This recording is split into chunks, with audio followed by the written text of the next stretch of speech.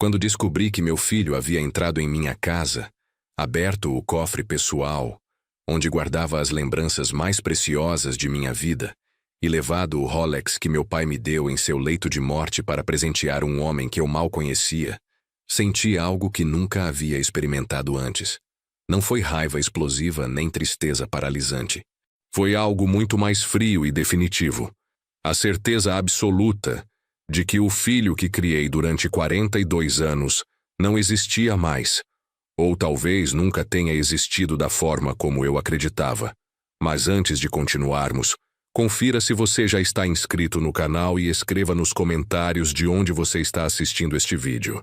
Meu nome é Henrique Andrade, tenho 68 anos e passei as últimas 4 décadas construindo uma reputação sólida no mercado de distribuição de materiais de construção no estado de São Paulo. Comecei com uma pequena loja em Santo André nos anos 80, quando o país enfrentava hiperinflação, e cada dia trazia um preço diferente para os mesmos produtos. Aprendi desde cedo que negócios se constroem sobre 3 pilares fundamentais: trabalho consistente, palavra mantida e capacidade de ler pessoas. Esse terceiro pilar foi o que me salvou de inúmeras armadilhas ao longo dos anos. Conseguia identificar quando o fornecedor mentia sobre prazos de entrega, quando o cliente fingia dificuldade financeira para negociar desconto ou quando o sócio potencial tinha segundas intenções. Essa habilidade me tornou homem respeitado no setor, alguém cuja palavra valia mais que qualquer contrato assinado. Mas aparentemente falhei completamente em ler meu próprio filho. Gustavo nasceu em 1983, quando eu tinha apenas 26 anos e minha esposa Mariana tinha 24. Éramos jovens, apaixonados e completamente despreparados para a paternidade, mas determinados a fazer dar certo. Mariana trabalhava como professora de português em escola estadual, enquanto eu tocava a loja, que ainda era minúscula, funcionando em espaço alugado de apenas 50 metros quadrados. Gustavo foi criança tranquila. Não dava trabalho excessivo, tirava notas razoáveis na escola e parecia genuinamente interessado nos negócios da família. Aos 15 anos começou a trabalhar comigo aos finais de semana, ajudando no estoque, aprendendo sobre produtos e atendendo clientes. Lembro perfeitamente do orgulho que senti quando ele fechou sua primeira venda sozinho. Conjunto de ferramentas para pequeno empreiteiro que ficou impressionado com o conhecimento técnico do garoto. Durante anos acreditei que Gustavo seguiria meus passos naturalmente. Investi em sua educação, paguei faculdade particular de administração de empresas, financiei curso de especialização em gestão empresarial e comecei gradualmente a transferir responsabilidades operacionais para ele. Aos 30 anos, Gustavo era oficialmente gerente geral da empresa, que nessa altura já tinha 3 filiais e faturamento anual de 12 milhões de reais. Mas então, ele conheceu Camila Brandão, a filha única de Otávio Brandão, empresário do ramo imobiliário que construiu fortuna, comprando terrenos desvalorizados em áreas periféricas de São Paulo e vendendo anos depois quando a expansão urbana inevitavelmente chegava. Otávio era homem conhecido por 3 coisas: dinheiro abundante, ego proporcionalmente inflado e total desprezo por qualquer pessoa que considerasse abaixo de seu nível social. Conheci Camila em churrasco de confraternização da empresa que organizei em dezembro de 2022. Gustavo apareceu com ela sem avisar previamente, apresentando-a como namorada nova. Ela tinha 28 anos, formação em arquitetura que nunca exerceu profissionalmente, e aquela beleza polida que vem de salões caros, academias exclusivas e procedimentos estéticos regulares. Durante aquele churrasco, observei como Camila interagia com funcionários da empresa. Havia educação superficial em seus cumprimentos, mas também distanciamento calculado, como se estivesse visitando o zoológico e mantivesse distância segura das jaulas.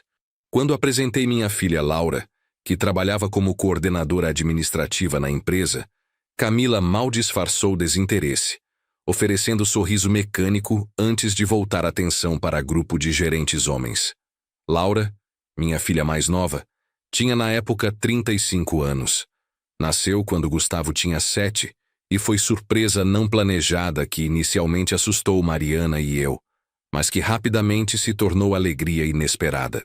Enquanto Gustavo cresceu cercado de atenção por ser primogênito e filho homem em família tradicional, Laura desenvolveu-se mais na sombra, observando, aprendendo, absorvendo tudo silenciosamente. Ela nunca pediu privilégios. Estudou em universidade pública, formou-se em contabilidade e começou a trabalhar na empresa aos 23 anos em posição básica, subindo gradualmente por competência própria. Enquanto Gustavo recebia carro novo aos 18 anos, Laura comprou seu primeiro carro, usado aos 25 com economia própria. Enquanto Gustavo morava em apartamento que ajudei a comprar, Laura dividia aluguel com colegas de faculdade. A diferença de tratamento não era consciente nem maliciosa de minha parte. Era reflexo de padrões culturais profundamente enraizados que só comecei a questionar anos depois. O relacionamento de Gustavo com Camila evoluiu rapidamente. 3 meses após aquele churrasco, ele anunciou o noivado. 6 meses depois, casaram-se em cerimônia extravagante no Clube Hípico de Santo Amaro, com 300 convidados, decoração assinada por profissional renomado e menu elaborado por chefe celebridade.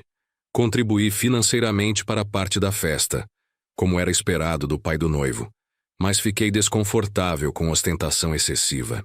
Mariana, minha esposa, tentou amenizar minha preocupação dizendo que era festa única na vida e que Camila vinha de família acostumada com certo padrão. Aceitei o argumento, mas com ressalvas internas. Durante preparativos do casamento, tive meu primeiro contato direto com Otávio Brandão. Foi jantar organizado para as duas famílias se conhecerem melhor, realizado em restaurante italiano sofisticado nos Jardins. Otávio chegou 40 minutos atrasado sem se desculpar, vestindo terno claramente caro e relógio que parecia custar mais que carro médio. Ele passou o jantar inteiro falando sobre seus empreendimentos imobiliários, sobre contatos políticos influentes e sobre viagem recente à Europa. Fez questão de mencionar múltiplas vezes que Camila estudou 2 anos em Londres e que a família tinha apartamento em Miami. Quando tentei contribuir para a conversa mencionando trajetória da minha empresa, ele interrompeu com um comentário aparentemente casual, mas claramente depreciativo, sobre como o setor de materiais de construção era negócio muito operacional e pouco estratégico.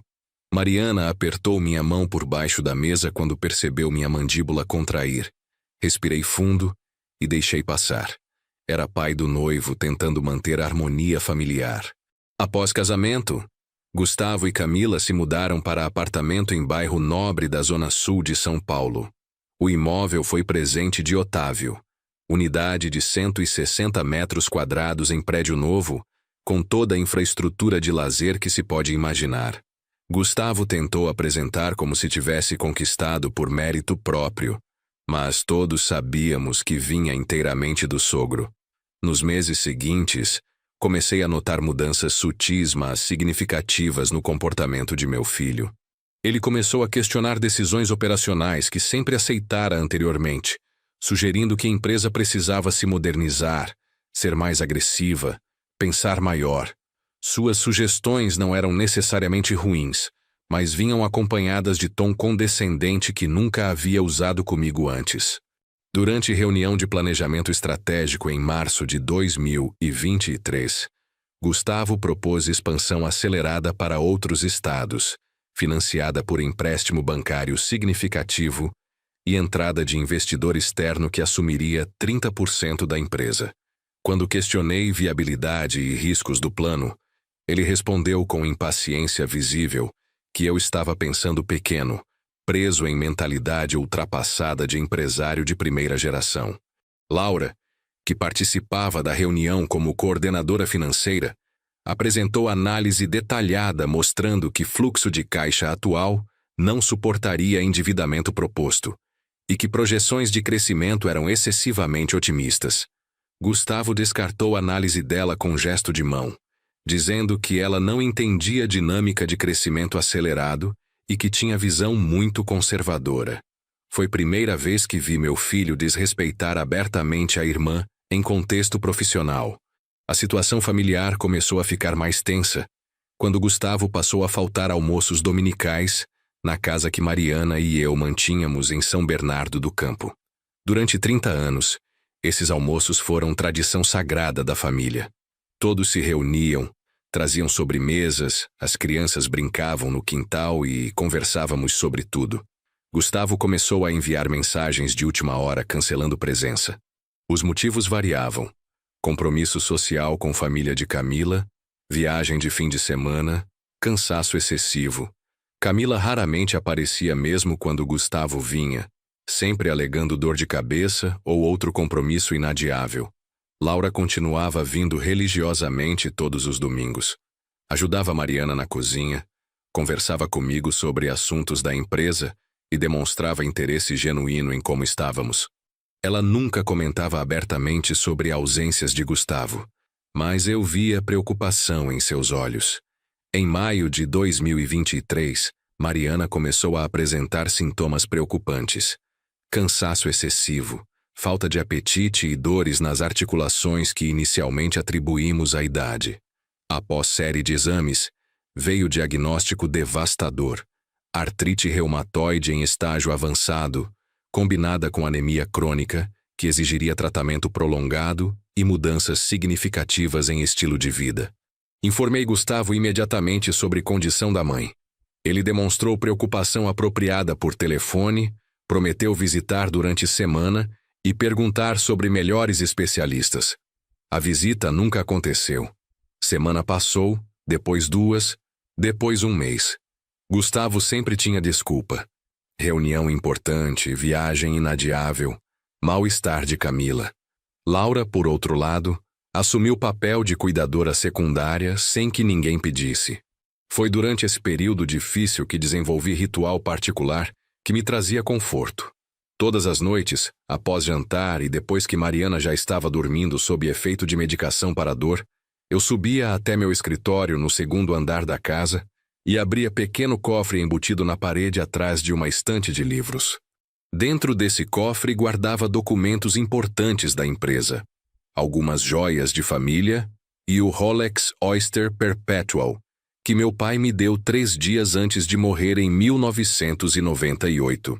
Não era modelo extremamente raro nem versão mais cara da marca, mas tinha valor sentimental incalculável.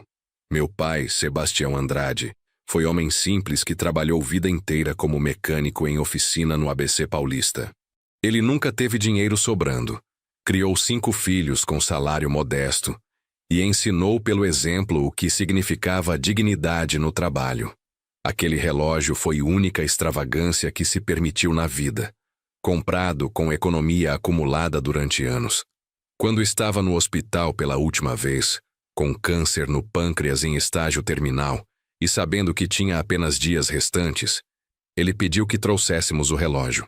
Com mãos trêmulas e voz fraca, ele o colocou em meu pulso e disse algo que nunca esqueci: Henrique, esse relógio marcou cada hora importante da minha vida. Marcou quando você nasceu, quando casei sua mãe, quando enterrei meu pai, quando abri conta poupança para sua educação. Agora quero que marque as horas importantes da sua vida. Use com orgulho, mas nunca deixe que te defina. Você vale pelo que constrói, não pelo que usa. Essas palavras se tornaram meu norte moral. Eu usava o Rolex ocasionalmente em eventos importantes: casamento de Gustavo, formatura de Laura, assinatura de contratos significativos. Mas na maior parte do tempo, ele ficava seguro no cofre, sendo retirado apenas para essas visitas noturnas onde eu o segurava, observava seus ponteiros se moverem silenciosamente e me conectava com memória de meu pai. Era ritual privado que compartilhei apenas com Mariana, e uma vez com Laura quando ela tinha 16 anos e perguntou sobre o significado do relógio. Gustavo sabia da existência do Rolex e conhecia a história por trás dele, mas nunca demonstrou interesse particular. Era simplesmente relógio antigo do avô, sem relevância para sua vida moderna. Em junho de 2023, situação na empresa começou a ficar mais complicada. Gustavo vinha pressionando cada vez mais por mudanças estruturais que eu considerava arriscadas. Ele queria contratar consultoria externa cara para fazer reorganização completa, demitir funcionários antigos que considerava improdutivos e investir pesado em expansão digital que não compreendia completamente. Durante reunião particularmente tensa, ele sugeriu que talvez fosse hora de eu considerar aposentadoria completa, deixando gestão operacional inteiramente para a geração mais jovem e conectada com a realidade atual do mercado. A sugestão veio acompanhada de sorriso que tentava ser gentil, mas que eu interpretei como condescendente. Laura estava presente nessa reunião. Após Gustavo sair da sala, ela ficou silenciosa por longo momento antes de dizer: "Pai, acho que você precisa prestar atenção em quem está influenciando as ideias dele. Essas propostas não parecem vir de alguém que conhece nossa empresa." Comecei a investigar discretamente a origem das ideias de Gustavo. Descobri através de conversas casuais com fornecedores que ele havia se reunido múltiplas vezes com executivos de empresa de investimentos controlada por grupo empresarial de Otávio Brandão. As reuniões aconteciam em restaurantes caros, sempre com Gustavo sendo anfitrião e pagando conta.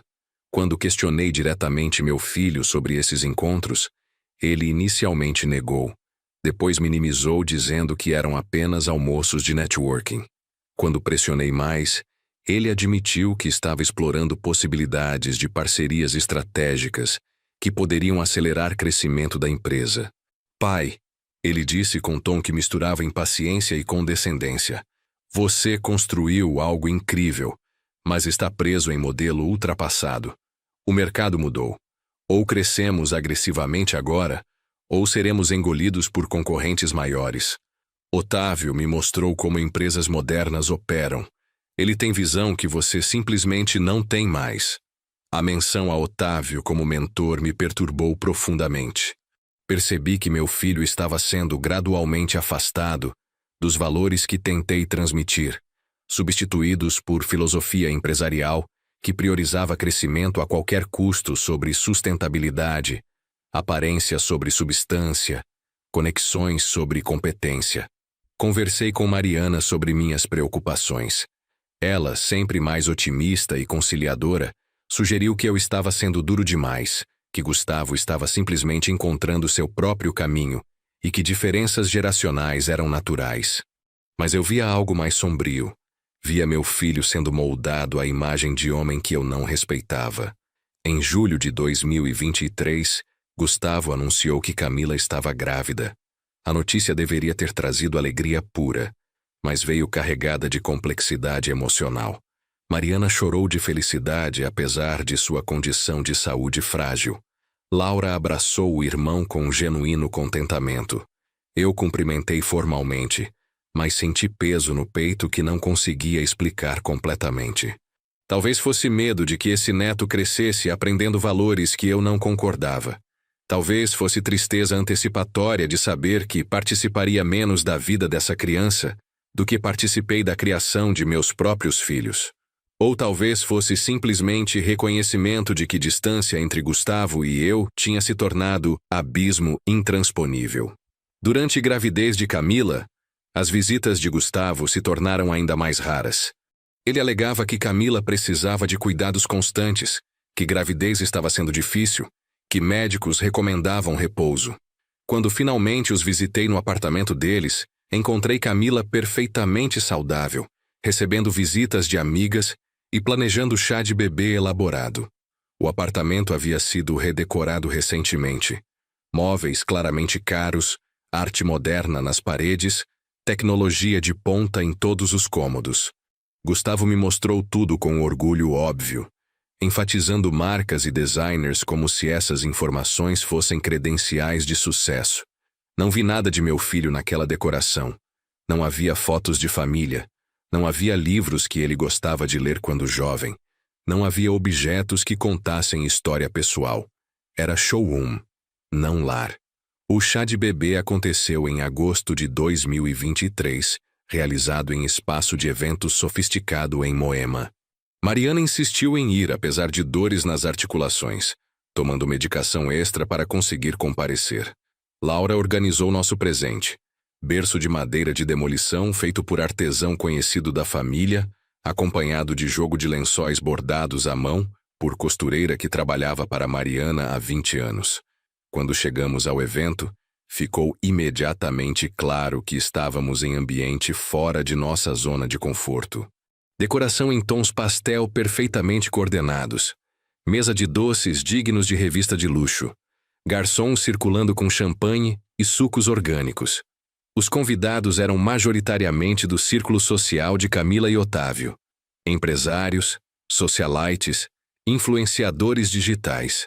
Nosso presente foi colocado em mesa lateral junto com outros, mas percebi olhares de algumas convidadas avaliando o berço artesanal com expressão que sugeria estar avaliando peça de brechó em meio a itens de grife. Camila agradeceu educadamente, mas sem entusiasmo genuíno, comentando que era charmoso e rústico. Otávio discursou durante o evento, falando sobre a alegria de se tornar avô e sobre o futuro brilhante que aguardava seu neto. Ele mencionou Gustavo brevemente como genro ambicioso, mas dedicou maior parte do discurso a falar sobre patrimônio que estava construindo para a próxima geração. Em nenhum momento durante o evento, Gustavo nos apresentou como seus pais para o círculo social dele.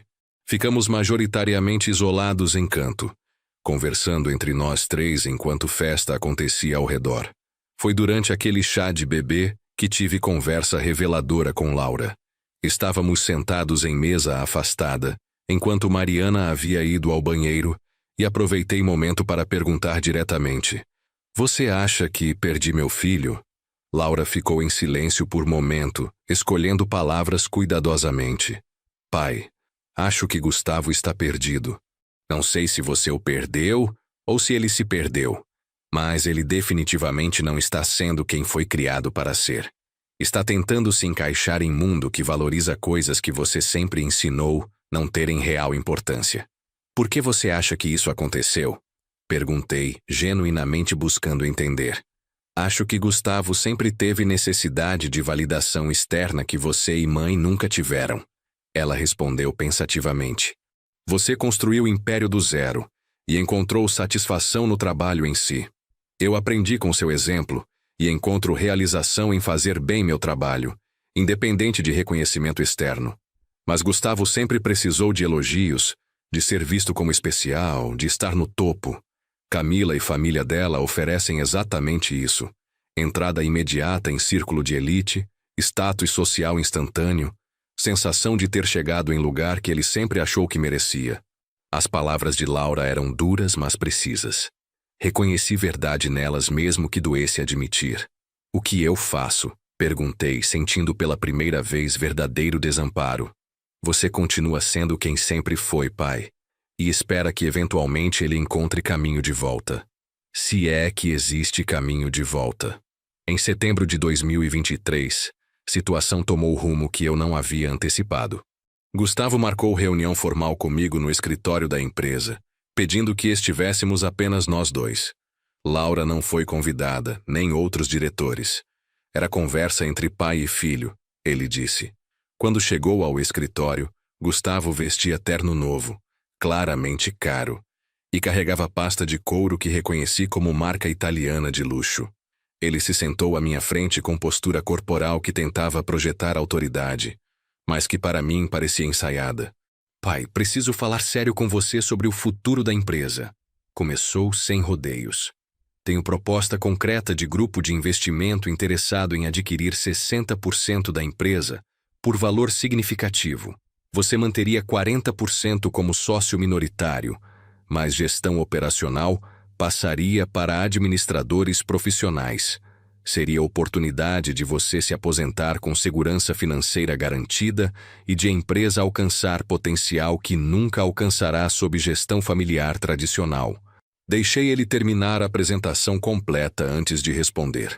Ele tinha números preparados, projeções de crescimento, comparações com empresas similares que haviam passado por processo parecido.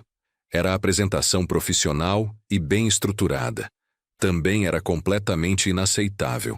Deixe-me entender corretamente, falei com calma deliberada. Você está propondo que eu venda controle da empresa que construí durante 40 anos para grupo de investimento que não conheço, dirigido por pessoas que não têm histórico no setor e provavelmente associadas a Otávio Brandão? Gustavo hesitou.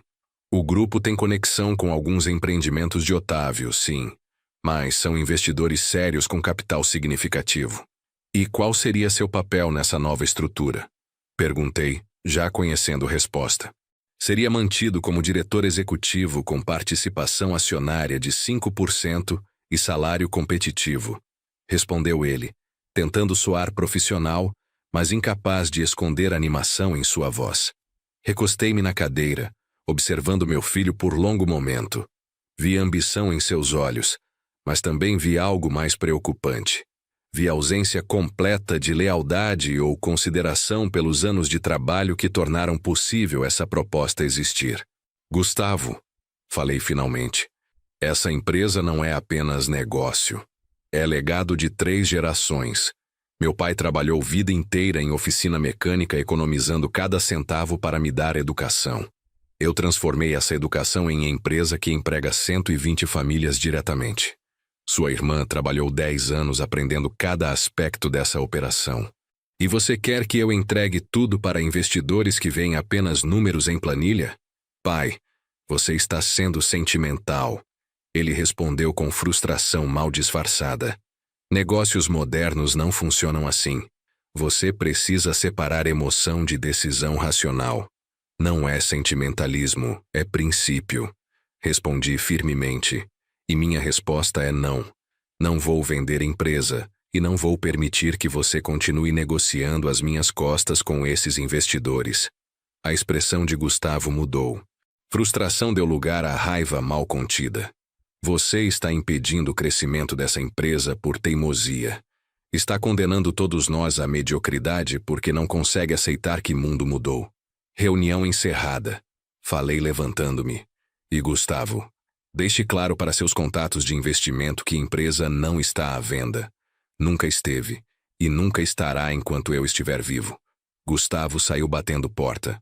Foi a última conversa civilizada que tivemos sobre a empresa. Nos dias seguintes percebi mudança dramática em sua atitude. Ele começou a chegar tarde, sair cedo, delegar responsabilidades sem acompanhamento adequado. Estava claramente fazendo o mínimo necessário enquanto provavelmente planejava próximo movimento. Laura veio ao meu escritório 2 dias após aquela reunião explosiva. Pai, preciso te contar algo. Gustavo me procurou ontem oferecendo 10% da participação dele na empresa se eu apoiasse proposta dos investidores. Disse que eu estava sendo prejudicada pela sua teimosia e que teríamos muito mais dinheiro se aceitássemos a venda. O que você respondeu? Perguntei, embora já soubesse resposta. Disse que não estava interessada em vender a alma da empresa por dinheiro. Ele riu e disse que eu era igual a você, presa no passado e satisfeita com mediocridade. Ela fez pausa. Pai, ele não é mais meu irmão que eu conhecia. Não sei quem é esse homem. Naquela noite conversei longamente com Mariana sobre situação. Ela estava visivelmente pior. Dores intensificando apesar de medicação mais forte. Mas sua mente permanecia aguçada. Henrique, ela disse segurando minha mão, você precisa começar a pensar em sucessão real. Não sei quanto tempo ainda tenho, mas sei que não posso partir sem saber que empresa e família estarão em boas mãos. Gustavo mostrou quem é. Laura mostrou quem é. Está na hora de você reconhecer isso oficialmente. Suas palavras eram sábias, mas implicações eram dolorosas. Reconhecer oficialmente significava remover Gustavo de posição de herdeiro presumido. Em outubro de 2023, Mariana teve piora significativa em sua condição. Médicos descobriram que medicação para artrite estava causando complicações hepáticas severas. Ela precisou ser hospitalizada por 5 dias para ajuste de tratamento e monitoramento.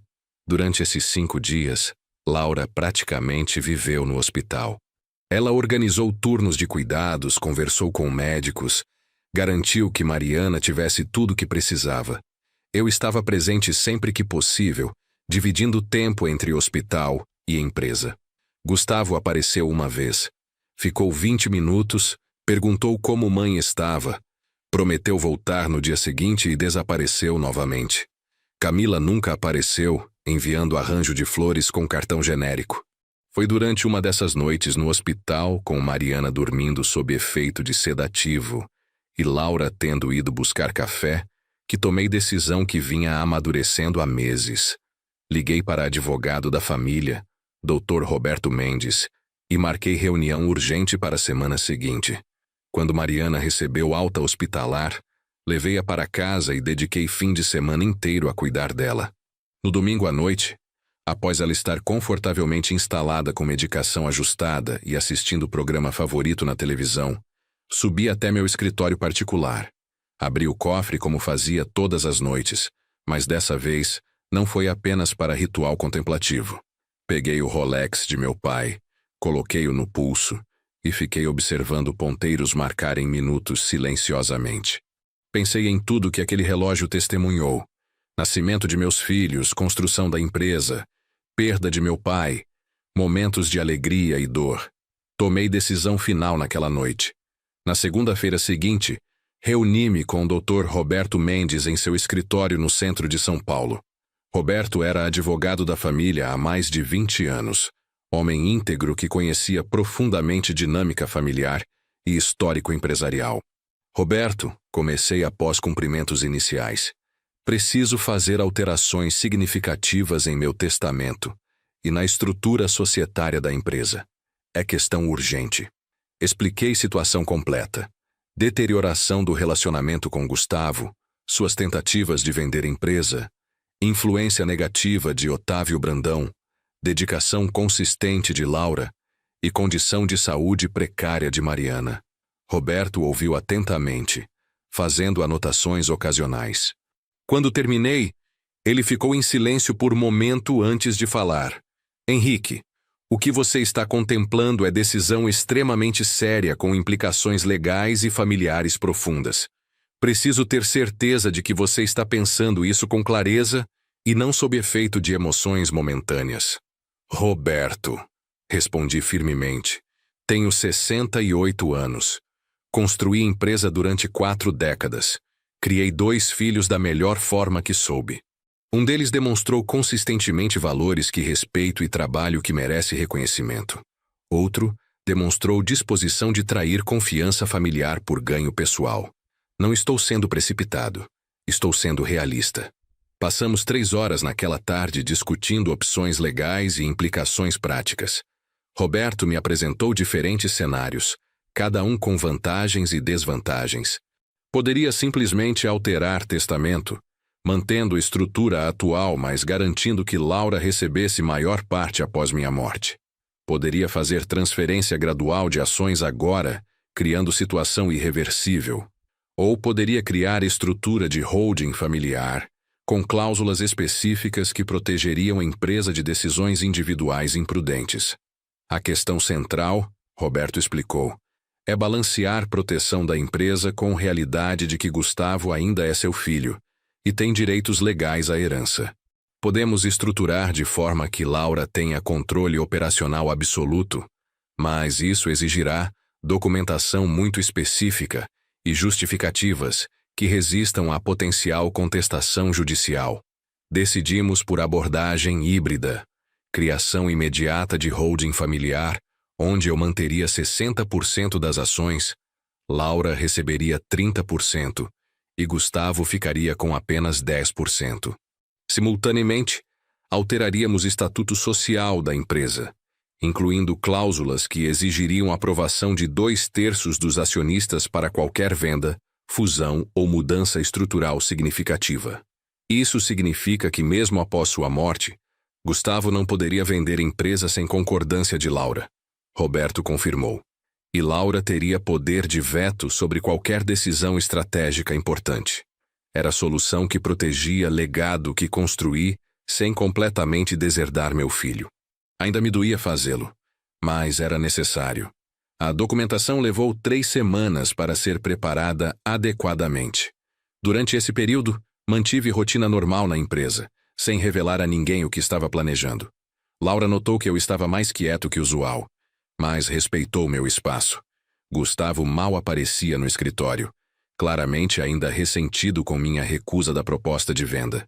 Em primeira semana de novembro de 2023, documentação finalmente ficou pronta. Roberto marcou reunião formal em cartório para assinatura e registro oficial. Convidei apenas Laura para estar presente, explicando que precisávamos resolver questões administrativas da empresa. Quando chegamos ao escritório de Roberto, Laura imediatamente percebeu a seriedade da situação, pela quantidade de documentos sobre mesa e presença de 2 tabeliães. Roberto explicou a estrutura que havíamos criado, detalhando mudanças na participação acionária e novas cláusulas de governança. Vi emoções conflitantes cruzarem rosto de Laura enquanto ela processava a informação. Surpresa, orgulho, preocupação e algo que parecia tristeza pela situação familiar que tornava isso necessário. Pai, ela disse finalmente, você tem certeza disso? Gustavo é seu filho, meu irmão. Isso vai criar ruptura permanente quando ele descobrir. Laura, respondi com firmeza que havia ensaiado mentalmente. Ruptura já existe.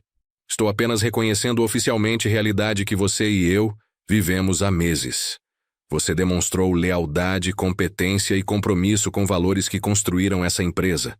Gustavo demonstrou que vê a empresa apenas como ativo a ser liquidado quando conveniente. Não posso deixar que décadas de trabalho sejam destruídas por ambição mal orientada. Laura assinou documentos com mão ligeiramente trêmula. Houve cerimônia silenciosa naquele ato, reconhecimento tácito de que estávamos atravessando ponto sem retorno. Após assinaturas finais e registros oficiais, Roberto nos entregou cópias de todos os documentos em pastas organizadas. Henrique, ele disse ao nos acompanhar até a porta, você precisará informar Gustavo sobre essas mudanças formalmente. Por lei, ele tem direito de ser notificado sobre alteração em estrutura acionária. Posso enviar notificação oficial se preferir, mas recomendo que seja conversa pessoal primeiro. Agradeci conselho, mas disse que precisava pensar em timing apropriado. Mariana estava em momento particularmente delicado de saúde, e eu não queria adicionar estresse familiar desnecessário até ela estar mais estável. Durante semanas seguintes, vivi com o peso desse segredo. Cada interação com Gustavo, raras que fossem, carregava conhecimento de que eu havia fundamentalmente alterado seu futuro sem consultá-lo. Parte de mim sentia culpa, mas parte maior sentia alívio por ter finalmente tomado decisão que protegia o que realmente importava. Laura também carregava esse peso silenciosamente. Percebi como ela evitava mencionar empresa quando Gustavo estava presente nas raras ocasiões familiares, como desviava a conversa de tópicos que pudessem revelar mudanças estruturais que havíamos implementado.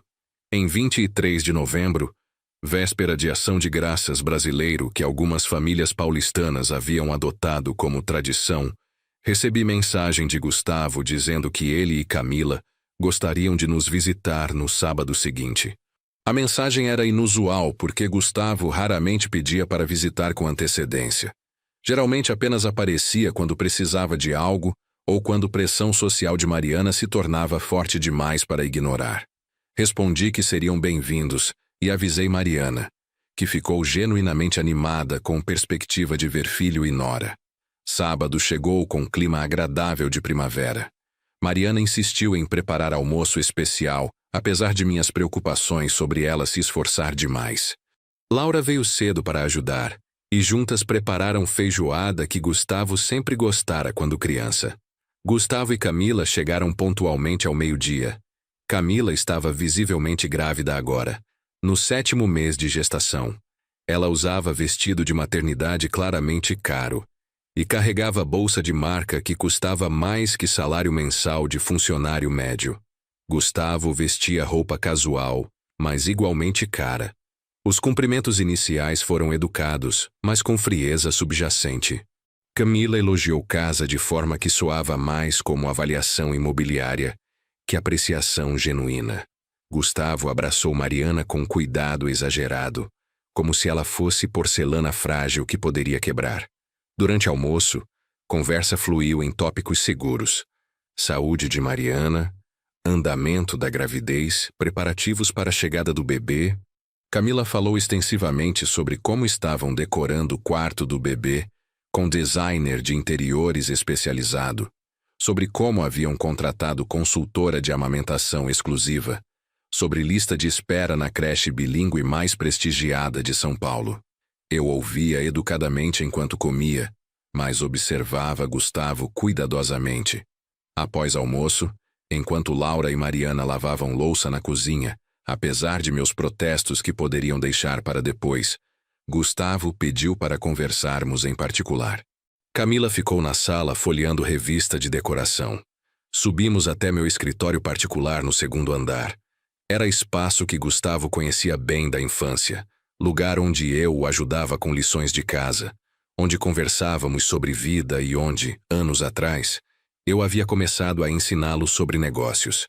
Gustavo olhou ao redor do escritório como se estivesse vendo pela primeira vez, ou talvez registrando mentalmente para algum propósito futuro. Seus olhos pousaram brevemente na estante de livros que escondia o cofre, mas ele não comentou nada. Pai, ele começou com um tom que tentava ser casual, mas que imediatamente me deixou alerta. Tenho proposta diferente para você considerar. Sei que você rejeitou a ideia de vender empresa para investidores externos e respeito sua posição. Duvidei da sinceridade desse respeito, mas deixei-o continuar. Então pensei em alternativa. E se eu comprasse sua parte gradualmente? Você receberia renda mensal generosa como pagamento, manteria escritório na empresa se quisesse, mas poderia finalmente se aposentar de verdade e aproveitar tempo com mãe enquanto ela ainda está relativamente bem. Era proposta superficialmente razoável, mas eu via a estrutura real por trás dela. Gustavo não tinha capital para comprar minha participação. Qualquer financiamento viria necessariamente de Otávio ou de investidores associados a ele.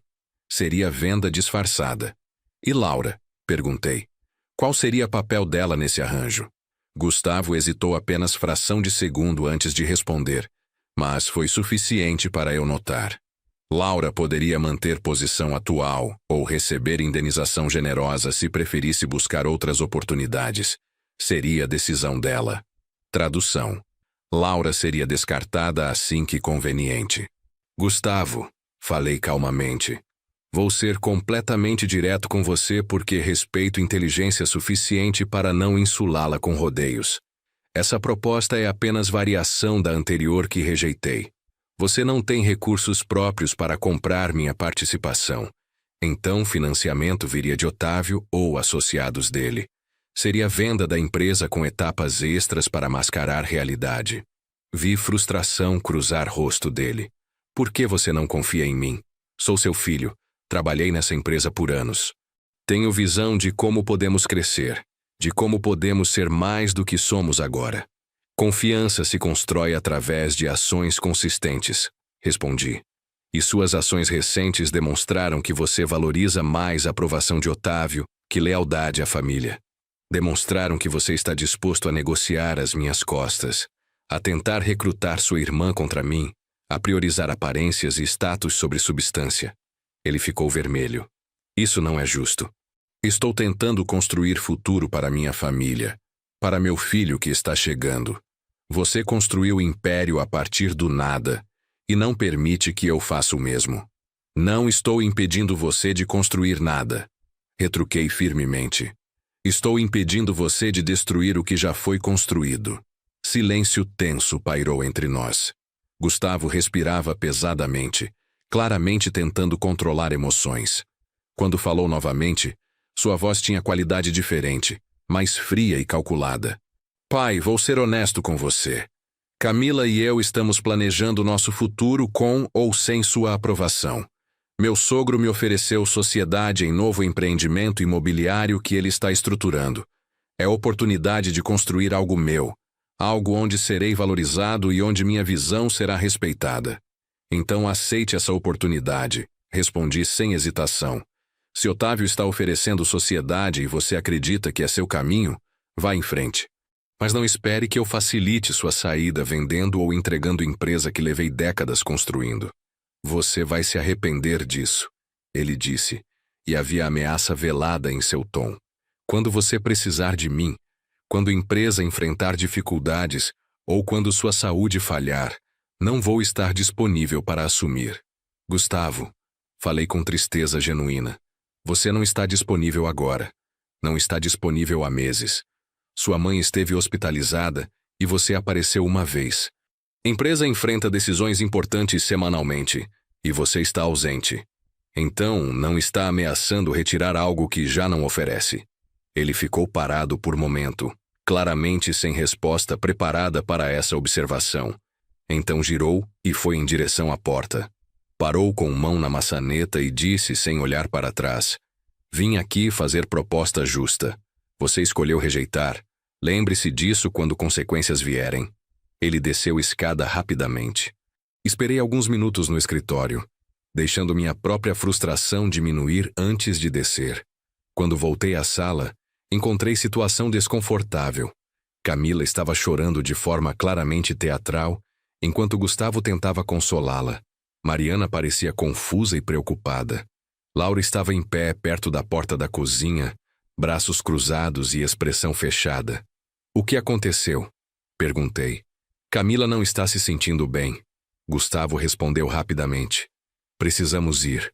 Obrigado pelo almoço, mãe.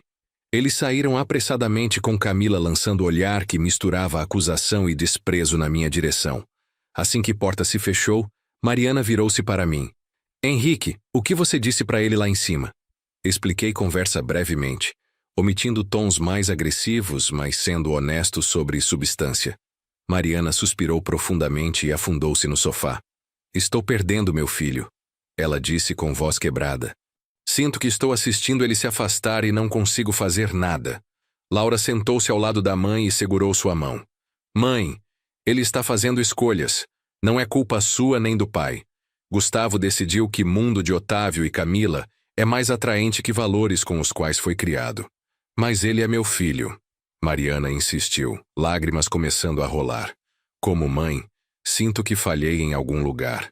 Sentei-me do outro lado de Mariana e passei braço ao redor de seus ombros. Você não falhou. Nós não falhamos. Fizemos o melhor que pudemos. Às vezes as pessoas escolhem caminhos que não podemos prever ou controlar. Aquela noite foi particularmente difícil. Mariana chorou intermitentemente, alternando entre tristeza pela distância de Gustavo e preocupação sobre o futuro da família. Laura ficou conosco até tarde, preparando chá e oferecendo presença reconfortante. Quando finalmente estávamos apenas nós dois na cama, Mariana virou-se para mim e disse: Henrique, prometa-me algo. Prometa que não vai deixar essa briga destruir você. Não importa o que Gustavo faça, você precisa encontrar paz com suas decisões. Prometo, respondi, mas não tinha certeza se poderia cumprir. Semana seguinte passou em rotina tensa. Gustavo não apareceu na empresa nenhum dia. Enviei mensagens perguntando se estava tudo bem, se Camila e bebê estavam saudáveis. Recebi respostas monossilábicas. Sim, tudo bem, ocupado. Laura assumiu mais responsabilidades silenciosamente, compensando a ausência de Gustavo sem reclamar ou buscar reconhecimento. Observei como ela interagia com funcionários, como resolvia problemas operacionais, como tomava decisões equilibradas que consideravam tanto eficiência quanto impacto humano. Via nela reflexo dos valores que tentei transmitir. Em 8 de dezembro, recebi mensagem de Gustavo. Pai, preciso pegar alguns documentos pessoais que deixei no escritório. Vou passar aí amanhã de manhã cedo. Respondi que estaria no escritório e ele poderia vir quando quisesse. Não mencionei que documentos pessoais ele teria deixado lá, já que há meses ele mal usava a sala dele. Na manhã seguinte, cheguei à empresa às 7 da manhã, antes dos primeiros funcionários. Gustavo apareceu às 7h30. Notei imediatamente que ele parecia nervoso, olhos evitando contato direto, mãos inquietas mexendo com chaves do carro. Cumprimentamo-nos formalmente e eu o acompanhei até o escritório dele. Ele abriu gavetas, retirou alguns arquivos e colocou em mochila que trouxera. O processo levou apenas 5 minutos, muito rápido para alguém que supostamente viera buscar documentos pessoais importantes. Só isso? Perguntei. Só isso, ele confirmou, claramente ansioso para sair. Quando estávamos descendo o corredor para a saída, ele hesitou e então virou-se para mim. Pai, queria te avisar oficialmente. Aceitei proposta de sociedade de Otávio. Vou pedir demissão formal na semana que vem. Acho melhor para todos. Parte de mim esperava esse anúncio, mas ouvi-lo verbalizado ainda trouxe peso ao peito. Se é isso que você quer, respeito sua decisão. Vou processar demissão adequadamente com o Departamento de Recursos Humanos. É o melhor, ele repetiu, mais para si mesmo que para mim. Acompanhei-o até estacionamento e observei enquanto ele entrava em carro. Audi novo que claramente não havia comprado com o salário da empresa. Ele saiu sem olhar para trás. Voltei para meu escritório e sentei-me pesadamente na cadeira. Era sexta-feira, 8 de dezembro de 2023. Não sabia ainda, mas aquele seria o último dia relativamente normal antes de tudo desmoronar. No sábado à noite, 9 de dezembro, estava em casa com Mariana assistindo o filme antigo que ela gostava quando ouvi som de carro chegando no portão. Olhei pelo interfone e vi Laura. Mas ela não estava sozinha. Havia urgência em seus movimentos que imediatamente me alertou. Abri portão rapidamente e Laura entrou praticamente correndo, acompanhada por Marcos, funcionário de confiança que trabalhava há 15 anos na empresa como gerente de logística. Pai, Laura disse com voz tensa, precisamos conversar agora, é urgente. Levei-os até escritório particular enquanto Mariana permaneceu na sala, preocupação visível em seu rosto. Uma vez no escritório com porta fechada, Laura foi direta ao ponto. Marcos me ligou há 1 hora, dizendo que viu um movimento estranho na empresa. Ele mora perto e passa em frente ocasionalmente. Viu luzes acesas na área administrativa quando deveria estar tudo fechado. Decidiu verificar e encontrou Gustavo lá. Meu estômago apertou. Gustavo estava na empresa à noite por quê? Marcos, homem sério de 50 anos, falou pela primeira vez. Senhor Henrique, não quis confrontá-lo diretamente, mas observei por alguns minutos pelas janelas. Ele estava em sua sala, não na dele. E parecia estar fotografando documentos com celular. A implicação era clara e devastadora.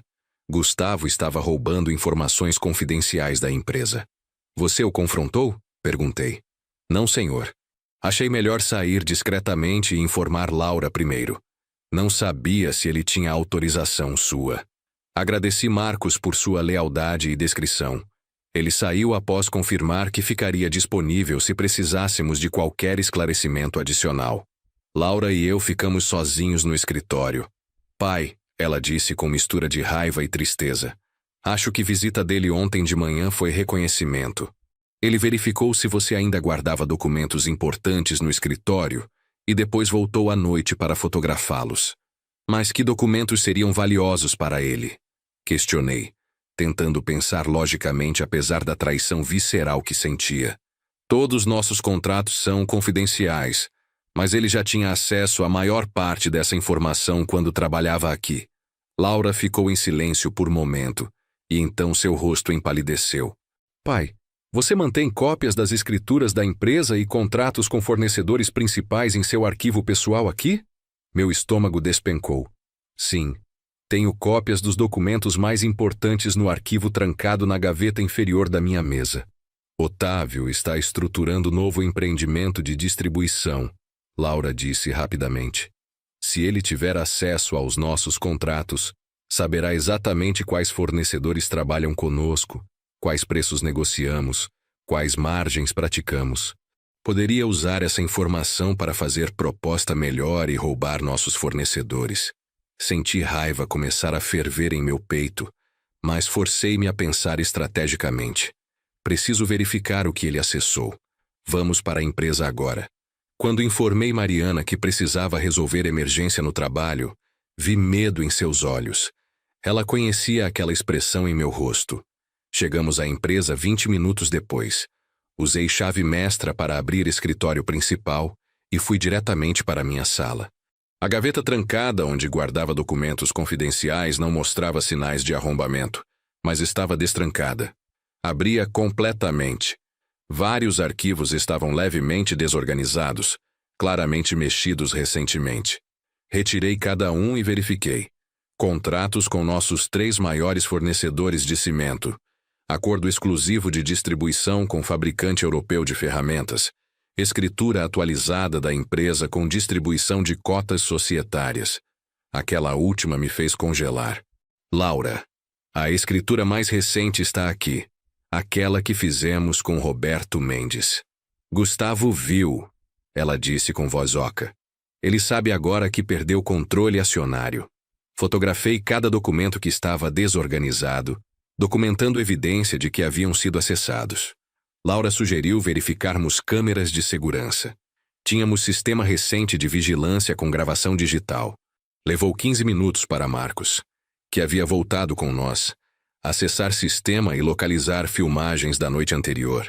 Às 23h42, Gustavo apareceu nas imagens entrando pela porta lateral com chave que aparentemente tinha cópia.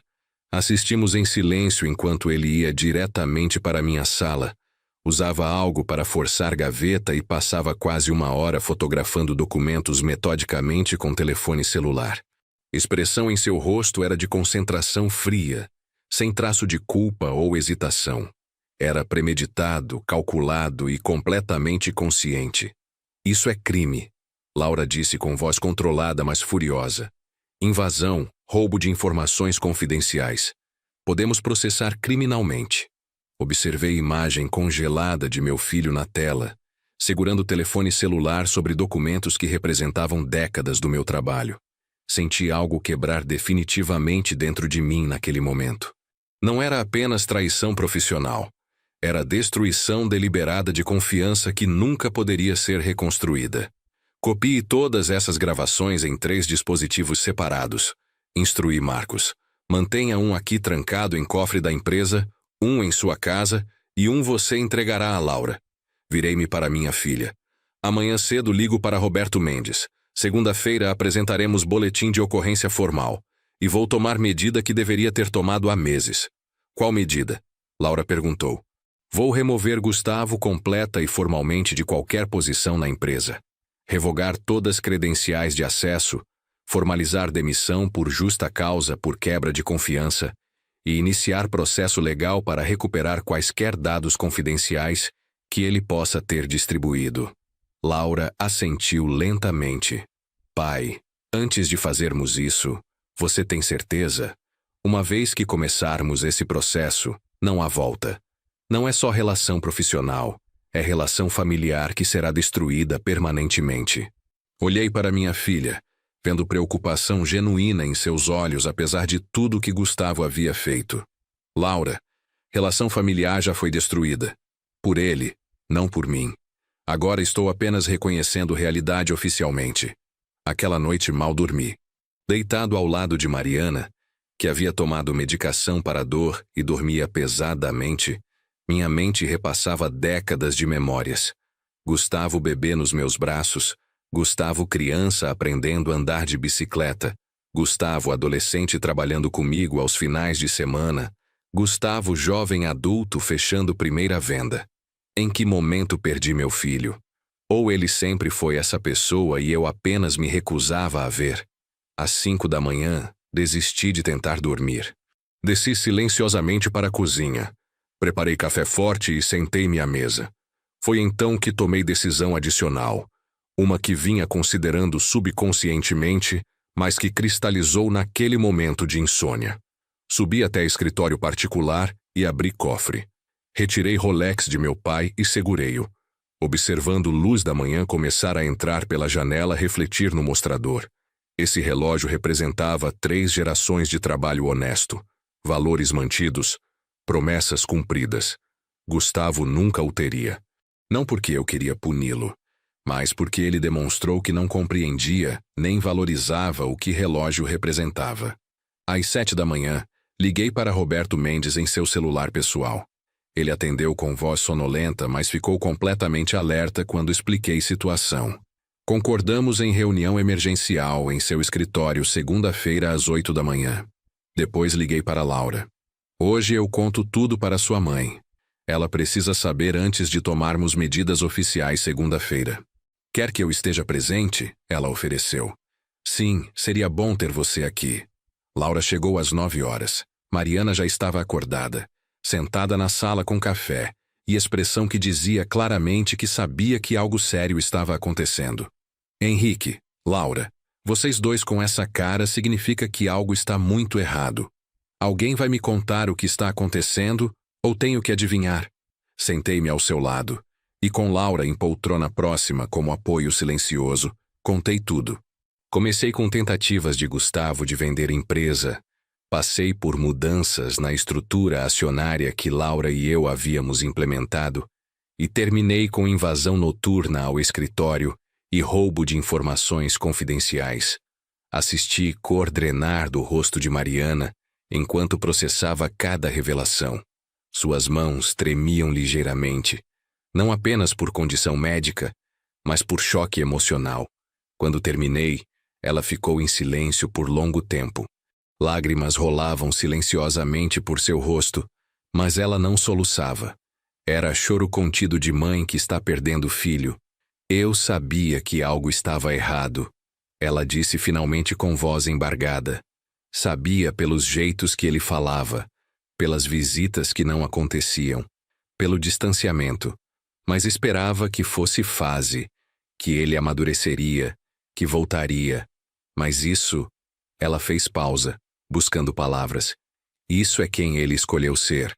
Mãe, Laura disse suavemente, você não tem culpa. Nada disso é sua culpa. Eu sei, Mariana respondeu, mas soou como se estivesse tentando convencer a si mesma. Racionalmente eu sei, mas como mãe, sempre sinto que poderia ter feito algo diferente, ensinado melhor, amado mais adequadamente. Passamos domingo inteiro conversando, chorando, processando. Mariana alternava entre tristeza, raiva e aceitação relutante. Ela perguntou detalhes sobre medidas legais que planejávamos tomar e apoiou decisões apesar da dor que causavam. Ele fez escolhas, ela disse em certo ponto. Escolhas conscientes de trair confiança da família. E escolhas têm consequências. Eu entendo isso, mesmo que meu coração de mãe esteja partido. Segunda-feira chegou com céu cinza e ameaça de chuva. Laura e eu fomos juntos ao escritório de Roberto Mendes. Durante 2 horas e meia, detalhamos tudo o que havia acontecido. Mostramos gravações de segurança. Listamos documentos que haviam sido fotografados. Roberto tomou notas meticulosas e então delineou estratégia legal.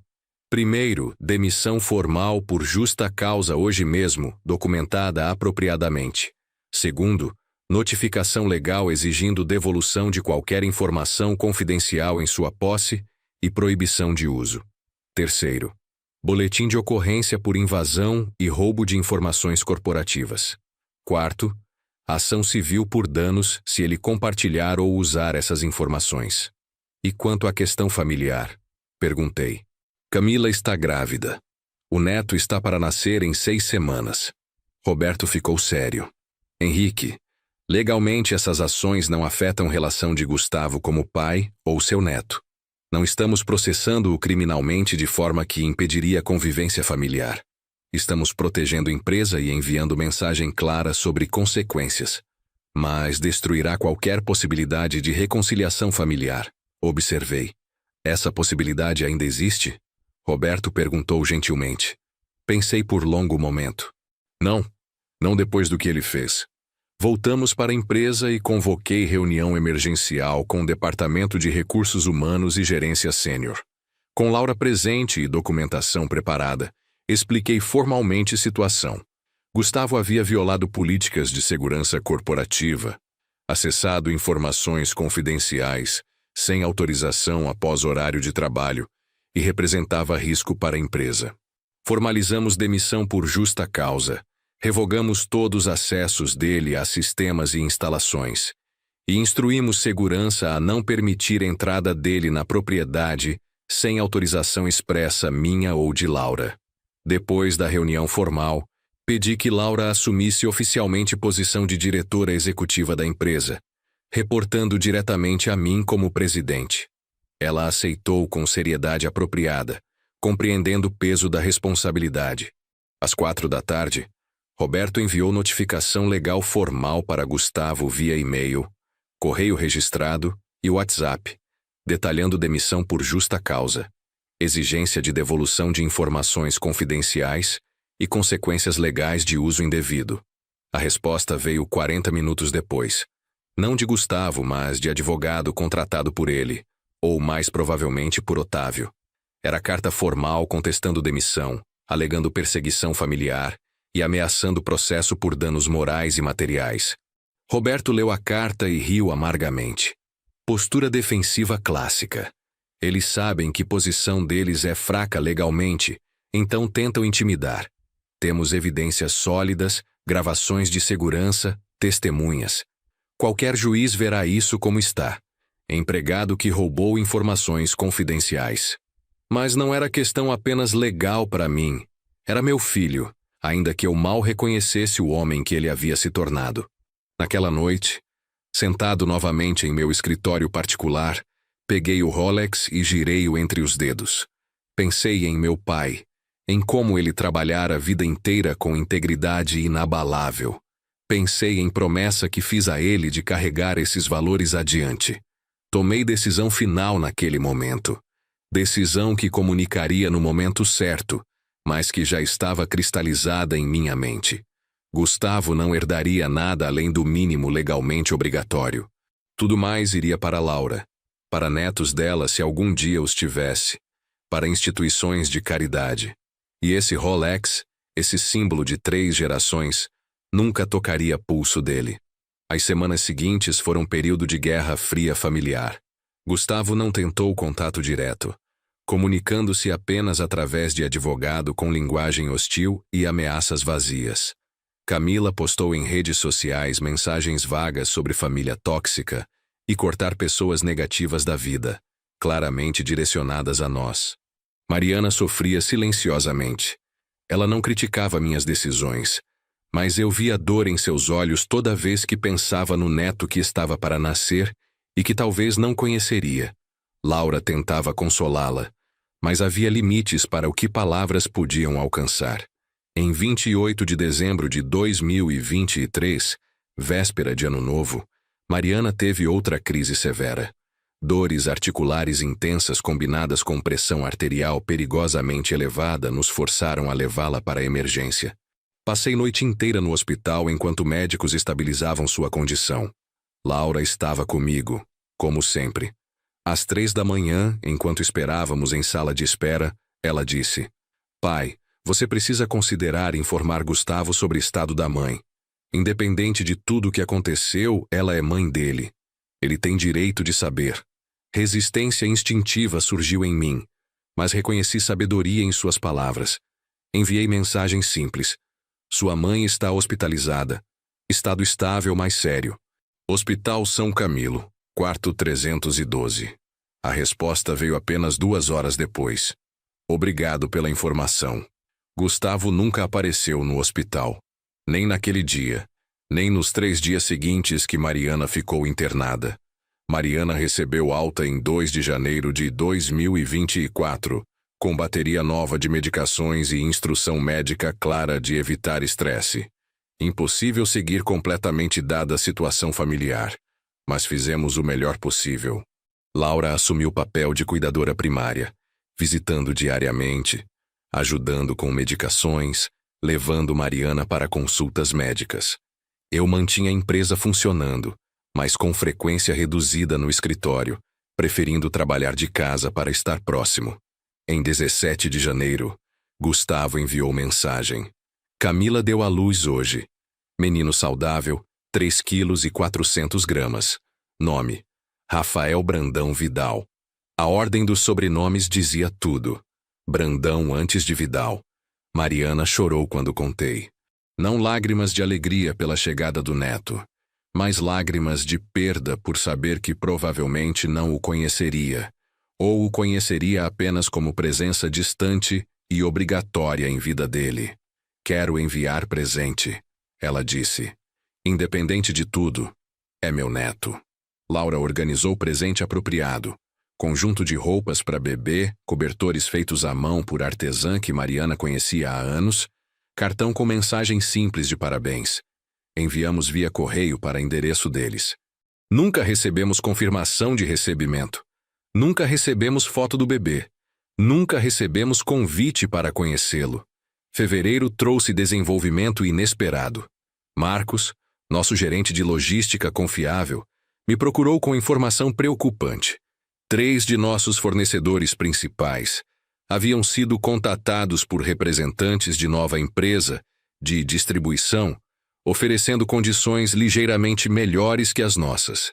Senhor Henrique, Marcos explicou em reunião privada, os fornecedores me contaram porque temos relacionamento de anos, mas ficaram intrigados porque a proposta da empresa nova demonstrava conhecimento muito específico sobre nossos acordos atuais, como se tivessem acesso aos contratos. Laura e eu trocamos olhares. Sabíamos exatamente de onde vinha essa informação.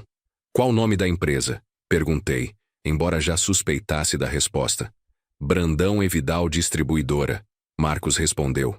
Sociedade entre Otávio Brandão e seu filho. Ali estava. Gustavo não apenas havia roubado informações confidenciais, estava usando-as ativamente para competir diretamente contra a empresa familiar, contra mim. Roberto Mendes, quando informado, imediatamente preparou documentação adicional para processo por concorrência desleal e uso de informações obtidas ilicitamente. Isso fortalece enormemente nosso caso, ele explicou. Demonstra não apenas roubo de informação, mas uso deliberado e premeditado contra a empresa original. Mas ações legais levavam tempo. Enquanto isso, precisávamos defender nossos relacionamentos comerciais ativamente.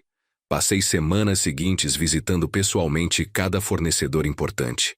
Não oferecia apenas melhores preços ou condições, embora estivesse preparado para negociar quando apropriado. Oferecia algo mais valioso: história, confiança e lealdade construída ao longo de décadas. Trabalho com alguns de vocês há mais de 20 anos, expliquei em cada reunião. Atravessamos crises econômicas juntos, ajustamos condições mutuamente quando necessário, construímos relacionamento baseado em respeito mútuo. Empresa nova pode oferecer promessas, mas não tem histórico comprovado. A maioria dos fornecedores renovou contratos conosco, alguns até com condições melhoradas para ambos os lados. Mais 3 mudaram para Brandão e Vidal Distribuidora, atraídos por ofertas agressivas que eu suspeitava serem insustentáveis a longo prazo. Laura monitorava movimentos da empresa nova, através de fontes discretas no mercado. Pai, ela me atualizou em reunião de março. Eles estão operando com margens muito apertadas, provavelmente subsidiadas por capital de Otávio. Não é modelo sustentável. Estão tentando ganhar mercado rápido mesmo que operem com prejuízo inicial. Estratégia clássica de investidor com dinheiro para queimar, observei. Mas, eventualmente, precisarão mostrar lucratividade, ou Otávio cansará de financiar prejuízos. O que me doía não era a competição empresarial em si. Mercado livre permite isso. O que doía era saber que meu próprio filho estava usando o conhecimento roubado de mim para tentar destruir o que construí. Em abril, Mariana teve outra internação, dessa vez mais séria. Infecção respiratória complicada por sistema imunológico comprometido pelos medicamentos de artrite. Ela passou 8 dias em UTI enquanto médicos lutavam para controlar a infecção. Enviei mensagem para Gustavo. Sua mãe está em estado grave. UTI do Hospital São Camilo. Se quiser vê-la, este pode ser momento. Resposta veio de Camila, não dele. Gustavo está viajando a negócios. Rafael está com cólicas e não posso sair. Esperamos que ela melhore logo. Laura leu mensagem e simplesmente saiu da sala de espera do hospital. Encontrei-a 10 minutos depois no estacionamento, encostada em carro dela, chorando silenciosamente. Como ele pode ser tão frio? Ela perguntou entre soluços. É mãe dele. A mulher que deu à luz, que criou, que sempre o amou incondicionalmente. E ele não consegue nem cancelar viagem de negócios para vê-la quando pode ser última chance? Abracei minha filha, sentindo orgulho imenso por quem ela era e tristeza proporcional por quem seu irmão havia se tornado. Mariana sobreviveu àquela crise. Recebeu alta após 10 dias, mais fraca, mais frágil, mais viva.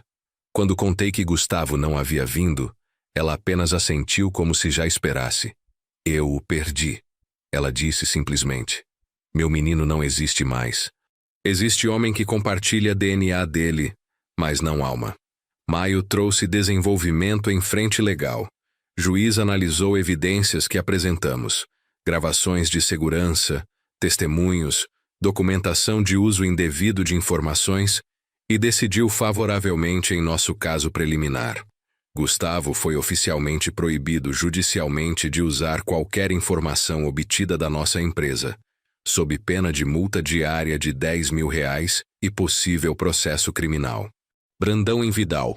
Distribuidora recebeu notificação similar.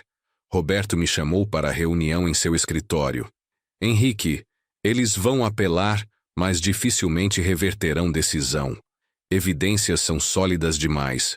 Provavelmente tentarão acordo extrajudicial eventualmente. Não quero dinheiro deles, respondi firmemente.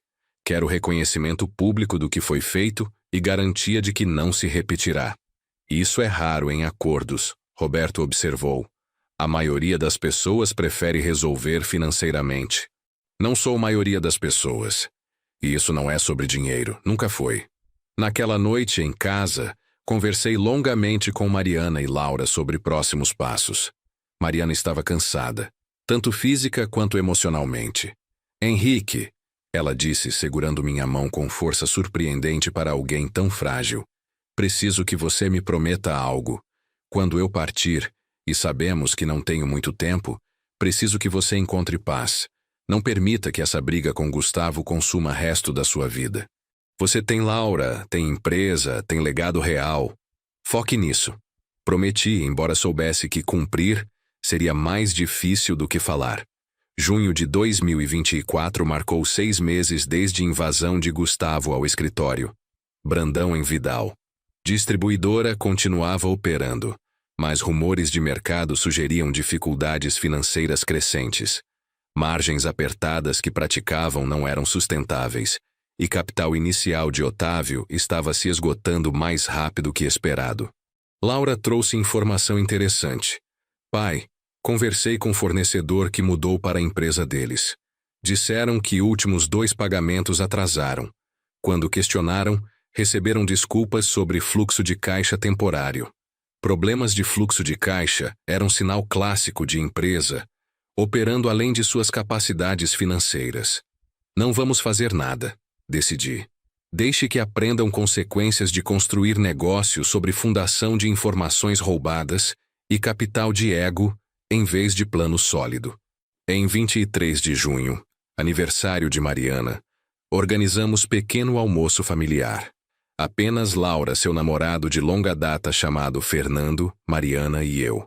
Foi celebração modesta, mas genuinamente alegre. Mariana estava tendo dia bom, dores controladas e espírito surpreendentemente elevado. Vocês sabem, ela disse durante sobremesa. Por anos me preocupei em manter família unida, em forçar harmonia onde talvez não houvesse base real. Mas olhando vocês 3 hoje, percebo que família verdadeira não é definida por sangue obrigatório. É definida por escolha, por presença, por amor demonstrado em ações. Laura chorou. Eu chorei. Até Fernando, homem geralmente reservado, limpou olhos discretamente. Júlio trouxe calor intenso e desenvolvimento dramático. Recebi ligação de advogado diferente, não aquele que Gustavo usara anteriormente. Doutor. Paulo Ferreira se apresentou como representante de Otávio Brandão e foi direto ao ponto. Senhor Henrique, meu cliente gostaria de propor reunião para discutir encerramento de todas as pendências legais entre as partes. Concordei em reunir, mas apenas com Roberto Mendes presente e em território neutro.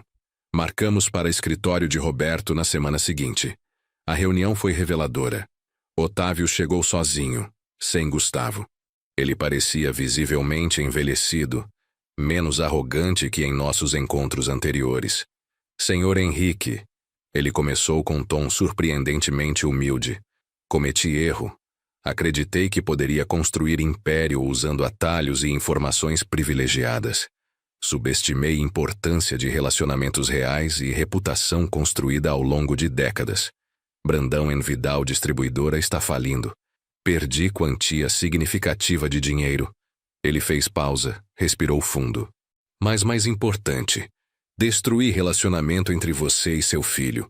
Minha influência sobre Gustavo, minha filosofia de negócios sem ética, foram venenosas. Venho pedir desculpas formais e oferecer encerramento desta guerra. Estudei o rosto dele por longo momento. Vi a derrota genuína ali, mas também algo mais. Arrependimento tardio. E Gustavo? Perguntei. Ele compartilha desse arrependimento? Otávio desviou o olhar. Gustavo está processando falência de negócio à sua própria maneira. Ele e Camila estão enfrentando dificuldades no casamento. A realidade financeira destruiu ilusões que construíram. Aceitei encerramento legal com condições. Reconhecimento público por escrito do uso indevido de informações, dissolução imediata de Brandão Vidal Distribuidora e garantia de não competição por 5 anos. Otávio aceitou tudo sem negociar, mas a questão familiar permanecia sem resolução. Semanas se transformaram em meses. Mariana continuou lutando contra a saúde deteriorante. Laura assumiu o papel de filha presente, trabalhando na empresa durante o dia e cuidando da mãe sempre que necessário. Em setembro de 2024, um ano após tudo começar, recebi mensagem inesperada de Gustavo. Pai, podemos conversar? Apenas nós dois? Concordei em encontrá-lo em café público neutro. Quando chegou, mal reconheci meu filho. Ele havia perdido peso, olheiras profundas marcavam o rosto antes confiante, roupas eram simples e gastas. Pai, ele começou com voz quebrada. Passei ano inteiro perdido. Persegui dinheiro, status, aprovação de pessoas erradas. Destruí relacionamento com você, com mãe, com Laura. Perdi tudo e no processo descobri que nunca tive nada real. Lágrimas rolaram por seu rosto. Não espero perdão, sei que não mereço. Mas preciso que saiba que finalmente entendo. Entendo o valor do que você construiu. Entendo o significado de integridade que você sempre tentou ensinar. Entendo tarde demais. Observei meu filho chorando à minha frente e senti emoções conflitantes. Raiva pelo que ele fez, tristeza pelo tempo perdido e pequena centelha de esperança. 3 anos se passaram desde aquela conversa no café. Mariana faleceu em março de 2025, cercada por Laura e por mim. Gustavo veio ao funeral, ficou no fundo da igreja e partiu em silêncio após cerimônia. A reconciliação com Gustavo foi lenta, dolorosa e incompleta. Não houve abraço cinematográfico de perdão instantâneo. Houve anos de terapia familiar, conversas difíceis e reconstrução gradual de confiança em fundação completamente nova. Gustavo divorciou-se de Camila, que voltou para o círculo social da família Brandão. Rafael, meu neto, visita quinzenalmente. Criança curiosa que está aprendendo sobre 3 gerações de valores, sucessos e fracassos. Transferi oficialmente presidência da empresa para Laura em meu 70º aniversário. Ela lidera com competência, integridade e visão que me enchem de orgulho. Gustavo nunca voltou para a empresa. Trabalha agora como consultor independente, ganhando vida modesta, mas honesta. Nosso relacionamento é cordial, respeitoso, mas distante. Algumas feridas cicatrizam, mas cicatrizes permanecem. E o Rolex? Está guardado em cofre, esperando o dia em que passarei para Laura, junto com carta explicando seu verdadeiro significado. Não é sobre luxo ou status, mas sobre marcas de tempo de vida vivida com princípios, sobre legado de integridade que vale mais que qualquer fortuna. Fim. Se você gostou desta história, deixe seu like, inscreva-se no canal e compartilhe suas reflexões nos comentários. Para ouvir a próxima história, clique na sugestão ao lado. Obrigado por nos acompanhar até o final.